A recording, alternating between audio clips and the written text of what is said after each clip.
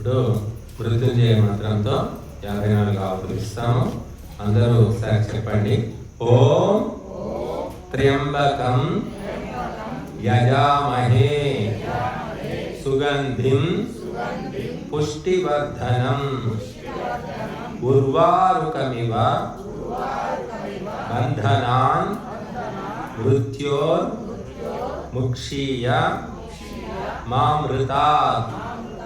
సువాసనతో కూడి పుష్టిని కలిగించే పండిన కర్బూజా పండు అనాయాసంగా తీగ నుండి తనకు తానే వేరైనట్లుగా ఓ సృష్టి స్థితి లయకారక పరమాత్మ మమ్ములను కూడా అట్లే మృత్యువు అనగా అవిద్య నుండి విడిపించుము, కానీ అమృతత్వము అనగా విద్య నుండి వేరు చేయకుము అని ప్రార్థిస్తున్నాము. ఇది మృత్యుంజయ మంత్రం. దీనికి దేవత ఎవరు అంటే రుద్రుడు. రుద్రుడు అంటే ఎవరంటే భయంకరమైనటువంటి పరమాత్మ యొక్క స్వరూపం అని. తల్లికి కోపం వస్తే కళ్ళు ఎర్ర చేసి చెంప మీద ఒక్కటి దెబ్బ కొడుతుంది. అది కోపంతో అంటే ఎందుకు అంటే అధర్మాన్ని ఆచరించినప్పుడు చెప్పింది విననప్పుడు కొడుతుంది. అలాగా మృత్యువును ఇచ్చేటప్పుడు కూడా పరమాత్మ రుద్ర స్వరూపం వహిస్తాడు. మనుషులంతా పాపాలు చేసి పాప భారం ఎక్కువైనప్పుడు చావరా చావు, తొందరగా చావు అని చెప్పేసి వాడిని చంపేస్తాడు అన్నమాట. పుణ్యకర్మలు చేసేవాళ్ళు చాలా కాలం బతుకుతూ ఉంటారు, బతకాలి కూడా. ఇంకా పాపకర్మలు చేసేవాళ్ళు భూమికి భారం కాబట్టి చచ్చిపో అని చెప్పేసి చావగొడతాడు భగవంతుడు. అప్పుడు రుద్రుడు అని చెప్తారు. కనుక ఈ మంత్రము మనము ఏం చెప్తుంది అంటే మనము భగవంతుడు నిర్దేశించిన 100 ఏళ్ల ఆయుష్ బతకాలి.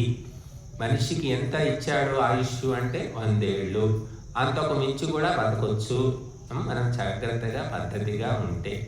మరి బతికి ఏం చేయాలి అంటే నిత్యము ధర్మకార్యాలు చేసుకోవాలి. చిట్ట చివరికి మృత్యువు ఎలా ఉండాలి అంటే బాధాకరంగా భయంకరంగా ఉండకూడదు.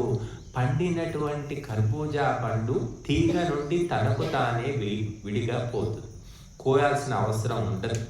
ఆ రకమైన మృత్యు అన్నమాట. ఇలా కూర్చొని అలా మాట్లాడుతూ ప్రాణం పోవడం, కుర్చీలో కూర్చొని ప్రాణం పోవడం, హోమం చేసుకుంటూ ప్రాణం పోవడం, చదువుకుంటూ ప్రాణం పోవడం, అది అన్నమాట. అది ఏమిటి? అనాయాస మరణము అమరలోక నివాసము అంటారు.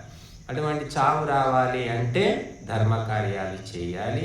మరి ముఖ్యంగా ఆహారం కంట్రోల్ ఉండాలి. అడ్డగోలు తిండి తింటూ పోతే ఒళ్ళంతా పెరిగిపోతుంది, బరువెక్కిపోతుంది.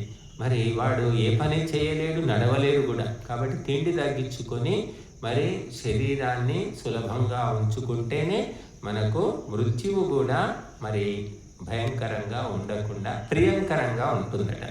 కాబట్టి మనము ఇప్పుడు ఈ మృత్యుంజయ మంత్రంతో 54 ఆకులు ఇస్తాము. అందరూ వచ్చిన వారు చెప్పండి, రాని వాళ్ళు స్వాహాకారమైన చెప్పండి. ఓం త్రయంబకం యజామహే సుగంధిం పుష్టివర్ధనం ఉర్వారుకమివ బంధనాన్ మృత్యోర్ముక్షీయమామృతాత్ స్వాహా. ఓం త్రయంబకం యజామహే సుగంధిం పుష్టివర్ధనం ఉర్వారుకమివ బంధనాన్ మృత్యోర్ముక్షీయమామృతాత్. ఓం త్రయంబకం యజామహే సుగంధిం పుష్టివర్ధనం ఉర్వారుకమివ బంధనాన్ మృత్యోర్ముక్షీయమామృతాత్. ఓం త్రయంబకం యజామహే సుగంధిం పుష్టివర్ధనం ఉర్వారుకమివ బంధనాన్ మృత్యోర్ముక్షీయమామృతాత్. ఓం త్రయంబకం